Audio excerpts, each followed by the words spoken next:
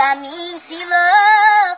Mas depois que eu ouvi João Célio Aboiador, meu amigo, eu já lhe digo, de hoje em diante você vai ser meu professor.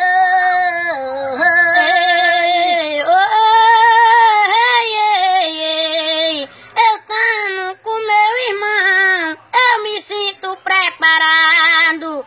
E João Célio Aboiador, que está sempre ao nosso lado. E peço pro povo do mundo inteiro que divulgue os canários na internet. E junto com João Célio Aboiador, pra nós ficar divulgado. Manda um forte abraço para o nosso amigo João Célio Aboiador. Você está dando muita força para nós.